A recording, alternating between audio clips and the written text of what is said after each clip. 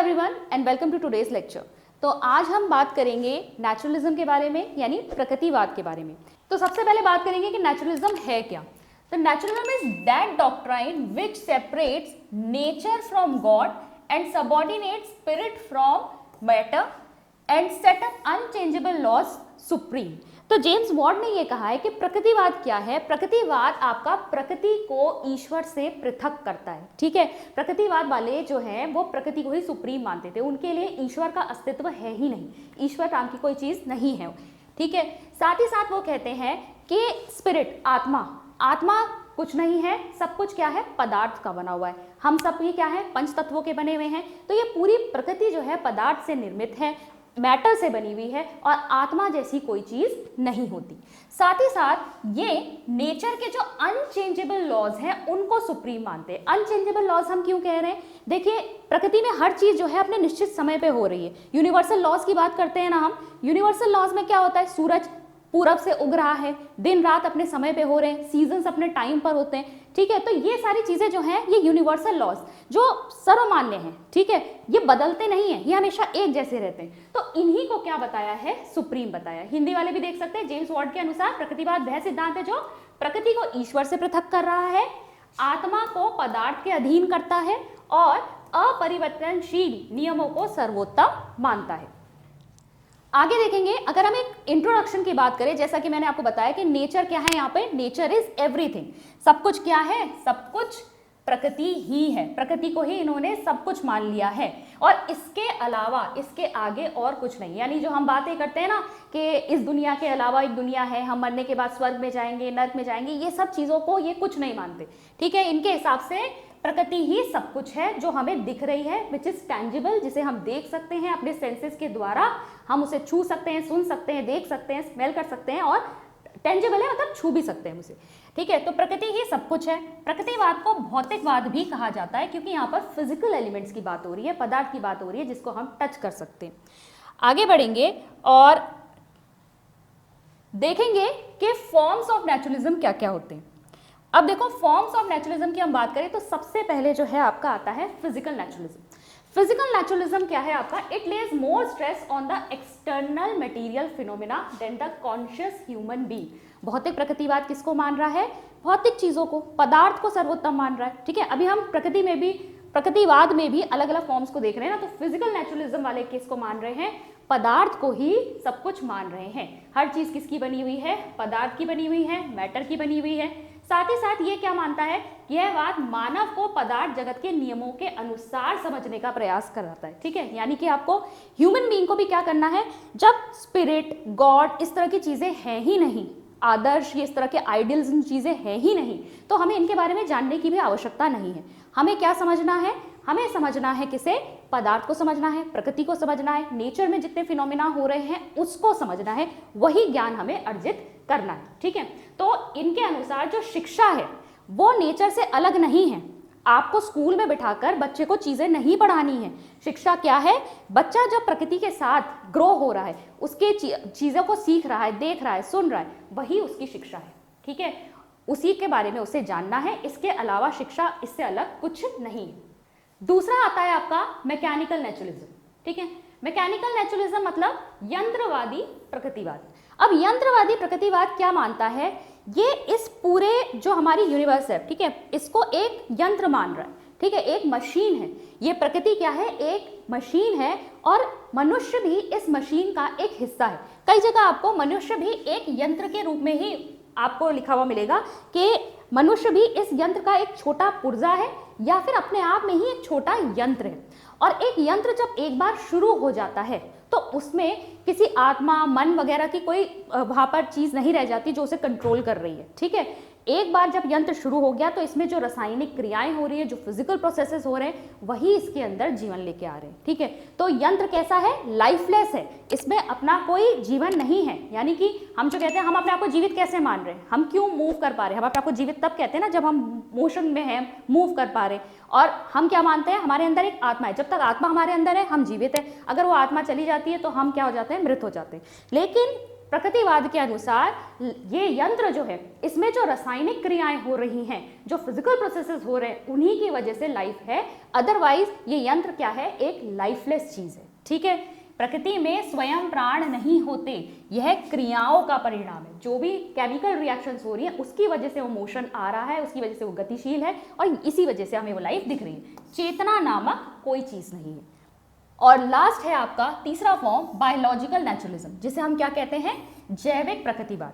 अब आप सभी ने, जिन्होंने साइंस पढ़ी है, उन्हें चार्ल्स डार्विन के बारे में जरूर जाना होगा बायोलॉजी में। चार्ल्स डार्विन ने अपनी एक थ्योरी दी थी, थ्योरी ऑफ इवोल्यूशन दी थी उन्होंने। ठीक है, इवोल्यूशन का मतलब क्या है, किस तरीके से जो है प्राणियों में विकास हुआ है। सबसे पहले simple form of life I, उसके बाद धीरे धीरे कॉम्प्लेक्सिटी आती गई। जैसे पहले हम कैसे जानते हैं कि पहले ऐसे जीव भी रहे थे जो अब हमें दिखाई नहीं देते, डायनासोर है, डोडो बर्ड है, ये सब इनके अवशेष मिले हैं। ठीक है, इनके रिमेन्स मिले हैं, जिससे हमें पता है कि इवोल्यूशन के प्रोसेस में ये भी एग्जिस्ट करते थे। तो डार्विन ने जो अपनी थ्योरी दी थी उसमें उन्होंने चीजें क्या बताई थी कि सबसे पहले तो किसी भी जीव को अपने एनवायरनमेंट के साथ खुद को ढालना होता है, अडेप्ट करना होता है। अब अडेप्ट जब आप कर लेते हो अपनी प्रकृति के अनुसार, अपने आप को आप क्या करोगे, अपने आप को ढाल लोगे। इसके बाद क्या होता है, स्ट्रगल फॉर एग्जिस्टेंस। ठीक है, क्योंकि रिसोर्सेज क्या है, लिमिटेड है। तो आप क्या करोगे, सभी प्राणियों के बीच में क्या होता है, संघर्ष होता है जीवन के लिए। ठीक है, और उसमें से जो सबसे फिट होगा वही आगे जीवित रह जाएगा, जो कमजोर होगा वो वाइप आउट हो जाएगा। ठीक है, यही कहा जाता है, समर्थ की जीत हो जाती है यहाँ पर। तो adaptation to environment, struggle for existence, survival of the fittest, ये डार्विन का कहना था, इनकी थ्योरी में से निकल के आया। अगर हम इसको लेके चले तो प्रकृतिवाद के अनुसार एक बच्चे को हमें क्या सिखाना चाहिए, a child should be taught to adapt according to the changing situations. यानी कि प्रकृति में जिस जिस तरीके से बदलाव हो रहे हैं या जैसे जैसे उसके सामने परिस्थितियां आ रही हैं, उसके अनुसार उसे अपने आप को कैसे ढालना है, यही शिक्षा होती है। प्रकृतिवाद के अनुसार उसे इसी तरीके से शिक्षित होना। ठीक है, तो ये तो थे आपके फॉर्म्स ऑफ नेचुरलिज्म। अब आगे बात हम करेंगे प्रिंसिपल्स ऑफ नेचुरलिज्म की। वैसे जब हमने नेचुरलिज्म के फॉर्म समझे तो हमने इसके बेसिक जो मूल जो सिद्धांत है वो हमने समझ ही लिए।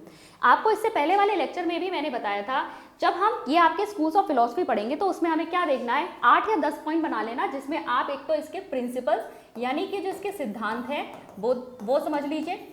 फिर इसके बाद आप देखोगे कि इसमें जो शिक्षा है वो किस तरीके की है। तो शिक्षा के एम्स क्या होंगे, ठीक है, उसका करिकुलम क्या होगा। मतलब अभी अगर हम प्रकृतिवाद पढ़ रहे हैं तो प्रकृतिवाद के अनुसार क्या यहाँ पर इसके एम्स, लक्ष्य होने चाहिए, कैसा करिकुलम होना चाहिए, कैसे मेथड्स होने चाहिए, शिक्षक कैसा होना चाहिए, ये सब चीज़ें हम पढ़ते हुए चलेंगे, क्योंकि हमें शिक्षा के क्षेत्र में फिलॉसफी का क्या रोल है ये जानना है। तो अगर हम प्रिंसिपल्स ऑफ नेचुरलिज्म की बात करें तो इनका सबसे पहला तो क्या है पॉइंट कि गॉड डजंट एग्जिस्ट। ठीक है, ईश्वर का अस्तित्व नहीं है। ठीक है, हिंदी वाले भी देख सकते हैं, इंग्लिश वाले एक स्क्रीनशॉट ले सकते हैं, ये देख लीजिए, हिंदी वाले देख लीजिए। तो यहाँ पर देखेंगे प्रकृतिवाद के सिद्धांत में ईश्वर का अस्तित्व नहीं है, सबसे पहली बात। फिर जीवन पदार्थ से विकसित होता है और भौतिक और रासायनिक क्रियाओं का परिणाम है, लाइफलेस है, एक ऐसा यंत्र है जिसमें लाइफ अपने आप नहीं है, लेकिन केमिकल रिएक्शंस और फिजिकल रिएक्शंस हो रही है, जिसकी वजह से यहाँ पर क्या हो रहा है, यहाँ पे जीवन विकसित हो रहा है। ब्रह्मांड एक बहुत बड़ा यंत्र है, मनुष्य भी इसी यंत्र का हिस्सा है। वास्तविकता का वास्तविक विश्लेषण प्रकृति विज्ञान के द्वारा ही किया जा सकता है। मतलब रियलिटी क्या है इनके लिए।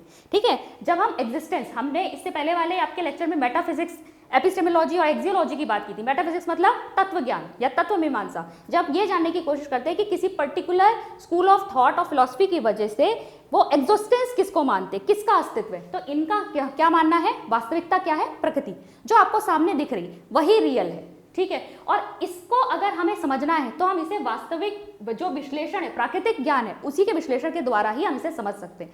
प्राकृतिक ज्ञान क्या हुआ आपका, नेचर में जो चीजें फिनोमिना हो रही हैं, यही तो है यूनिवर्सल लॉ, ग्रेविटी है, जो ये सब प्लैनेट्स मूव कर रहे हैं, ये सूरज जो है पूरब से उग रहा है, ये सारी चीजें क्या है, ये नेचुरल फिनोमिना है। तो इनको अगर हम इन्हीं के चीज़ों को समझते हुए अगर हम वैज्ञानिक तरीके से समझने की कोशिश करें, तभी हम वास्तविकता को समझ सकते हैं, यानी प्रकृति को हम इसी तरीके से समझ सकते हैं। वर्तमान ही वास्तविक जीवन है। ठीक है, हम कहें कि मरने के बाद हम यहाँ जाएंगे, स्वर्ग या नर्क, ये सब कुछ नहीं है। जो हमें इस समय प्रेजेंट है, हाँ वर्तमान जीवन है, यही केवल सब रियलिटी है, अल्टीमेट रियलिटी यही है। और इसीलिए मनुष्य को कोशिश करनी चाहिए कि अपने वर्तमान को सुधारे, अभी खुश रहे, अपने इस जीवन को सुखपूर्वक बिताए। ये नहीं कि हम इसलिए कर्म कर रहे हैं कि कल को हमें स्वर्ग मिलेगा, नहीं, आज है, जो कुछ है वो आज है, अभी है, वर्तमान परिस्थितियां ही असली रियलिटी है। तो हमें अपने इस जीवन को सुखी बनाने की कोशिश करनी चाहिए। मनुष्य अपनी प्रकृति के अनुसार सर्वोच्च प्राणी है। अब इवोल्यूशन के इस प्रोसेस में जो सुप्रीम जीव या फिर आप कह सकते हैं एक जो बन के आया है एनिमल, वो कौन है? वो ह्यूमन बीइंग है। क्यों? क्योंकि हम मोस्ट डेवलप्ड है, ठीक है, ये कहा जा रहा है। तो मनुष्य जो है प्रकृति का सर्वोच्च प्राणी है और उसका जो जीवन है वो कैसा है? पाश्विक, यानी एनिमल इंस्टिंक्ट है हमारे अंदर। हमारे अंदर कोई स्पिरिट, कोई आत्मा नहीं है। आध्यात्मिक जगत को तो ये बिल्कुल ही नकारते हैं ना प्रकृतिवाद वाले। तो हमारे अंदर कोई स्पिरिचुअल एग्जिस्टेंस नहीं है। हमारे अंदर क्या है? एक पाश्विक यानी कि एक एनिमल इंस्टिंक्ट है।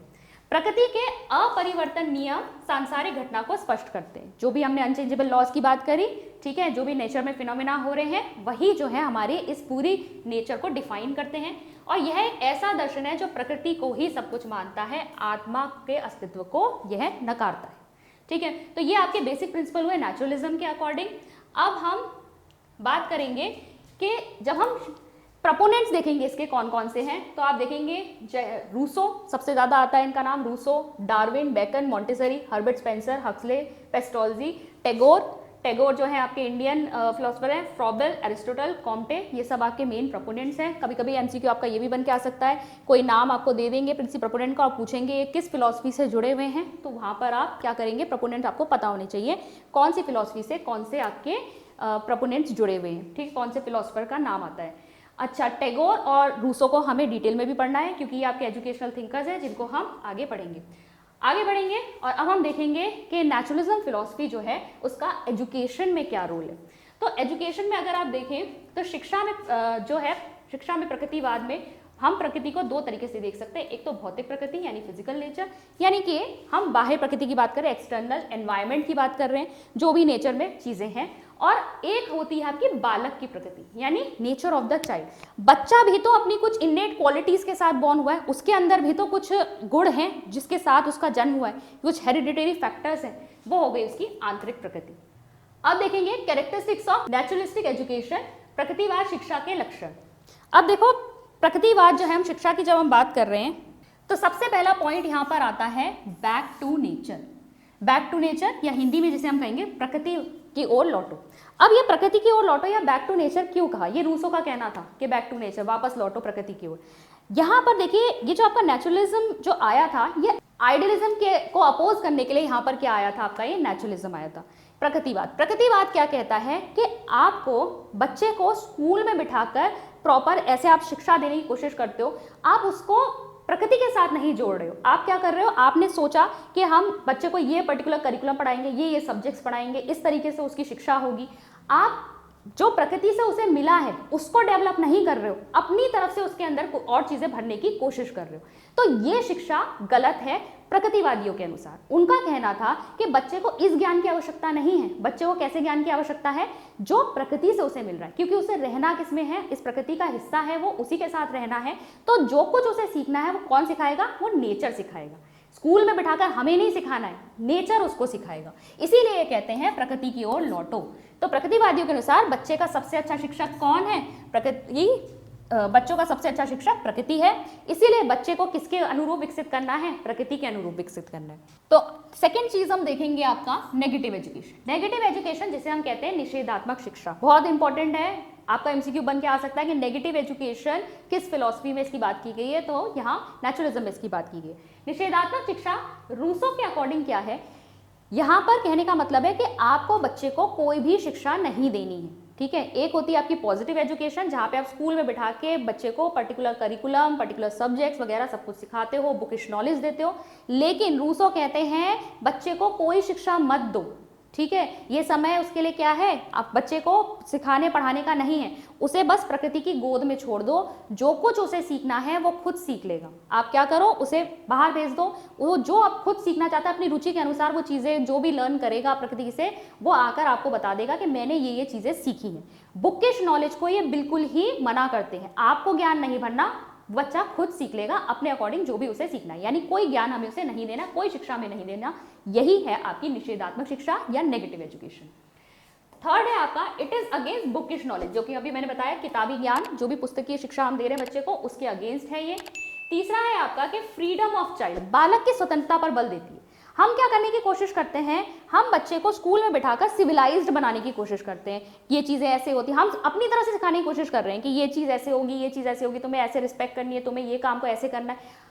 हमें उसे नहीं सिखाना, बच्चा अपने आप जो है बहुत सारी क्वालिटीज़ लेकर आया है, वो उसी को डेवलप करते करते चीज़ों को सीख जाएगा। प्रकृति उसे खुद सिखाएगी, नेचर उसको खुद सिखाएगा, आपको नहीं बताना उसे इस काम को ऐसे करो या वैसे करो, ठीक है। हम उसे पहले से ही बड़ा बनाने की कोशिश कर देते हैं कि ये काम ऐसे होता है, ये काम वैसे होता है, ये मत करो, उसे खुद करके सीखने दो।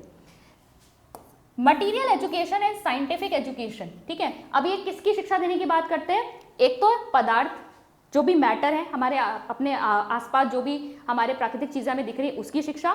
साइंटिफिक एजुकेशन, अच्छा साइंटिफिक एजुकेशन भी कौन सी, जो नेचुरल फिनोमिना हो रहे हैं, ठीक है, जो भी आपके नेचर में फिनोमिना हो रहे हैं उन सारे लॉज को जानने के लिए यहाँ पर ये साइंटिफिक एजुकेशन की बात करते हैं। फिर है आपका naturalism gives central position to the child in the educational process. तो यहाँ पर ये कैसी है, बाल केंद्रित शिक्षा के ऊपर आधारित है, यानी बच्चे को सेंटर में रखो, उसकी रुचि के अकॉर्डिंग ही आपको चीज़ें उसे बतानी हैं, अगर बतानी भी है तो, अदरवाइज तो बच्चा खुद ही अपने आप जो है चीज़ें सीखेगा। फिर है आपका education prepare the child for his future adult life.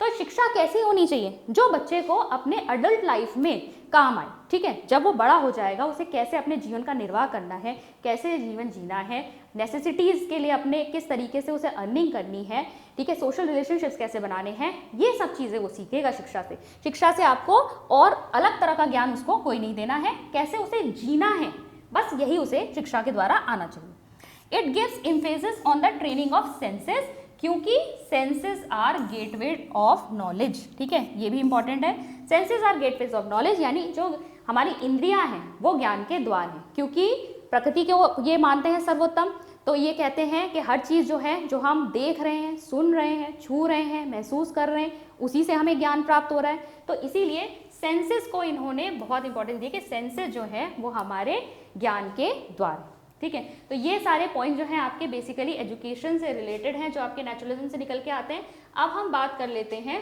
AIIMS of education. Naturalism के अनुसार आपके शिक्षा के उद्देश्य या लक्ष्य क्या होंगे। सबसे पहला है सेल्फ प्रिजर्वेशन। सेल्फ प्रिजर्वेशन मतलब भाई बच्चे को क्या आना चाहिए, इस लाइफ में किस तरीके से उसे एग्जिस्ट करना है, अपनी एग्जिस्टेंस को बनाए रखना आना चाहिए ना। एग्जिस्टेंस को बनाए रखना मतलब भाई मैं कैसे स्वस्थ रूप से जी सकती हूँ, अगर मुझे मेंटेन करनी है अपनी लाइफ तो कैसे मेंटेन करनी है, जब मैं हेल्दी रहूँगी, मैं अच्छा खाना खाऊंगी, मैं अपने आप एक्सरसाइज करूँगी, यही चीज़ें तो हैं जो मुझे लाइफ को मेंटेन करने में हेल्प करेंगी।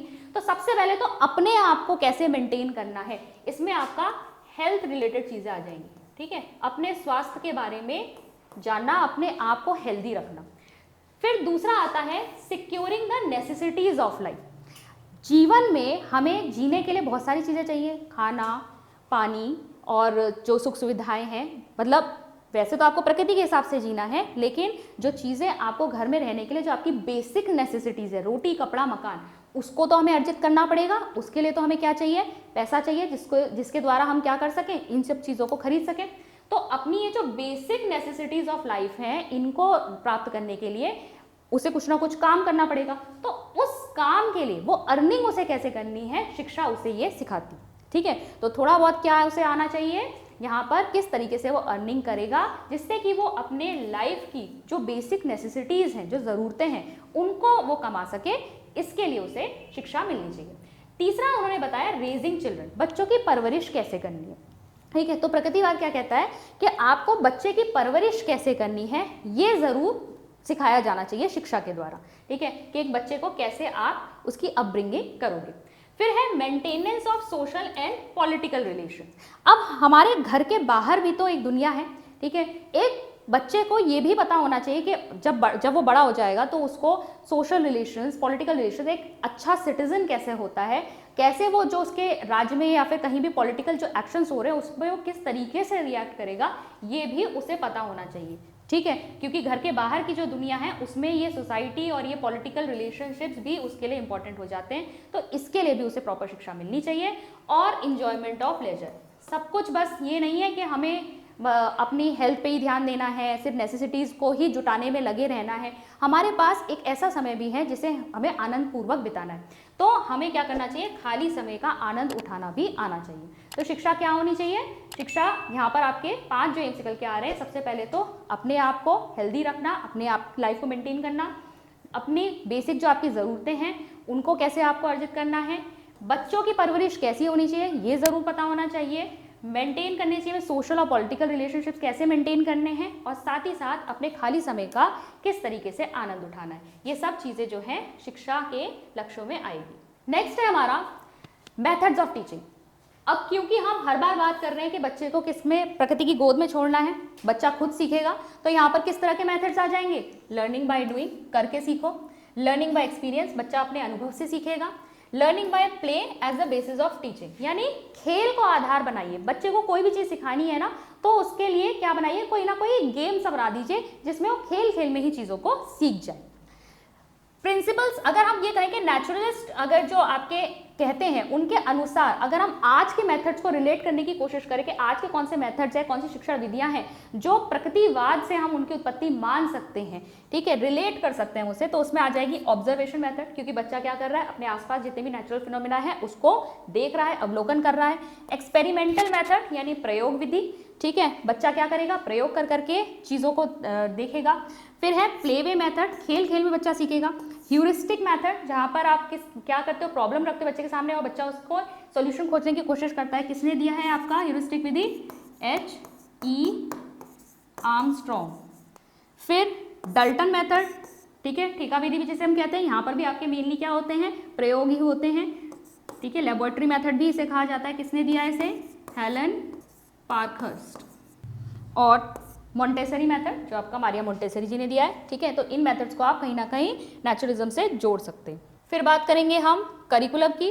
तो देखिए आपके जो नेचुरलिज्म है ये किसी भी तरह के रिजिड या फिक्स करिकुलम की बात नहीं करती। कोई एक पर्टिकुलर फिक्स करिकुलम इन्होंने कोई भी डिज़ाइन नहीं किया है, क्योंकि बच्चे को इन्होंने क्या कहा है, प्रकृति की गोद में छोड़ो, उसकी जो अपनी इनर कैपेबिलिटीज़ हैं, जो भी वो गुण लेकर पैदा हुआ है उन्हीं को डेवलप करेगा। तो उसका विकास कैसा होना चाहिए, प्रकृति के अनुसार जो उसको आउटर एनवायरनमेंट मिल रहा है वो, और जो उसकी आंतरिक प्रकृति है उसके अनुसार जो है उसका विकास होगा। तो यहाँ पर कोई फिक्स करिकुलम, आप फिक्स करिकुलम कर दोगे तो आपको तो सारे बच्चों को एक जैसा सिखाना पड़ेगा, तो फिक्स करिकुलम यहाँ कोई भी नहीं है।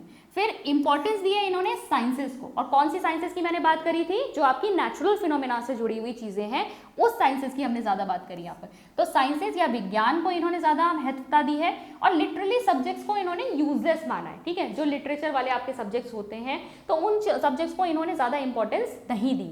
फिर हम करिकुलम कैसा होना चाहिए बात करेंगे तो चाइल्ड सेंटर, बाल केंद्रित होना चाहिए, हर बच्चे के रुचियों के अकॉर्डिंग होना चाहिए।